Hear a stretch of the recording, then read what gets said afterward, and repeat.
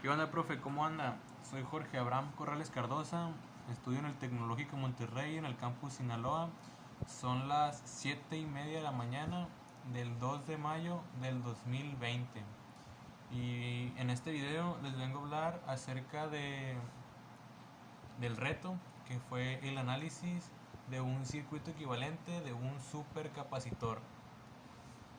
En nuestro proyecto, nosotros primero que nada analizamos los distintos componentes de un circuito RC, como lo son pues las resistencias, el capacitor y las baterías. Y a partir de pues estos componentes se fueron analizando diferentes conceptos, como lo son la resistencia, el voltaje, la intensidad de corriente, la capacitancia, etcétera. Entonces ya a partir de un circuito RC que se nos dio y de unas condiciones iniciales, pues se buscó llegar a su modelación, se modeló y a través de una ecuación diferencial pues llegamos a una función, a un modelo de una función que nos mostraba la carga del circuito en función del tiempo.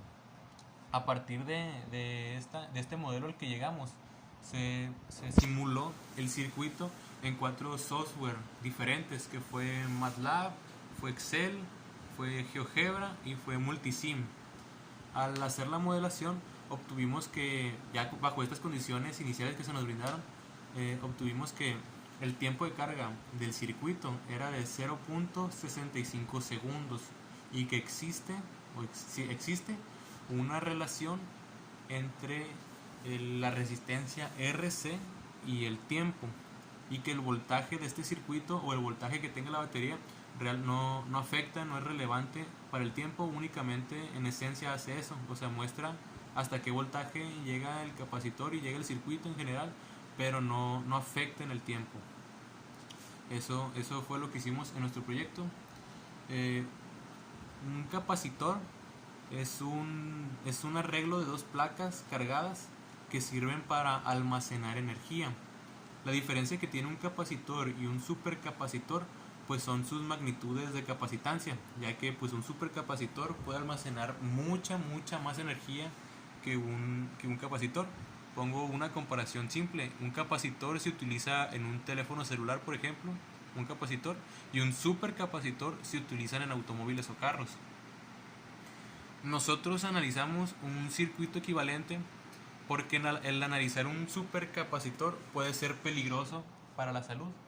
Un supercapacitor, pues como lo comento, maneja cargas y capacitancias muy altas, y eso a su vez pues se traduce en un voltaje peligroso y una intensidad de corriente que puede poner en peligro pues la integridad de uno.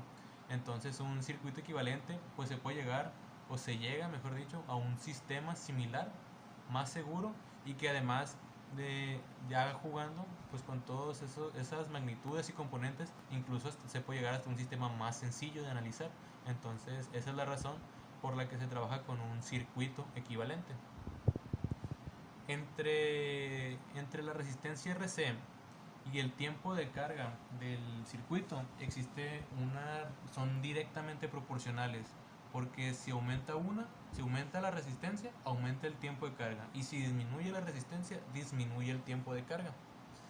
Yo determiné qué resistencia RC se ocupaba para que el circuito se cargara en un segundo. Mi matrícula es A01741370, termina en 0, entonces era un segundo.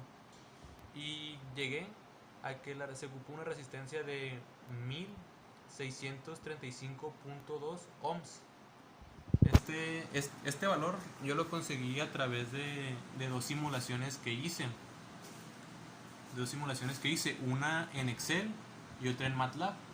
Con MATLAB utilicé el método de disección, y ya me arrojó a través ya pues jugando con los valores de resistencia. Utilicé así como valores iniciales 1000 y 2000, llegué a esa cantidad que le comento, 1635.2. Y lo que hice en Excel fue con la función que habíamos utilizado, con el simulador que utilizamos en el reto, calculé diferentes valores, o cómo iba variando la resistencia RC y cómo iba cambiando el tiempo. Iba cambiando la resistencia RC y ya iba anotando en el Excel el tiempo. Entonces a partir de ahí formé una gráfica de dispersión. Entonces yo ya a partir de esa función que me dio, calculé el tiempo porque me quedó una función de RC en función del tiempo. Le puse un segundo y ya me dio esa misma cantidad, 1635.2.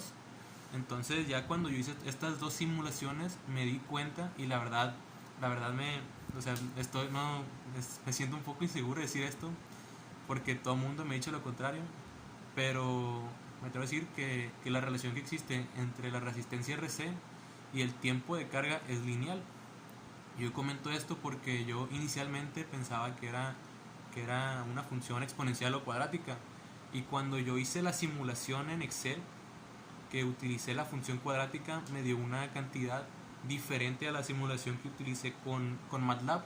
En cambio, cuando yo en Excel utilicé la función lineal, me dio la misma cantidad que la simulación en MATLAB. Entonces ahí coincidieron los resultados en las dos simulaciones cuando se utilizó la función lineal.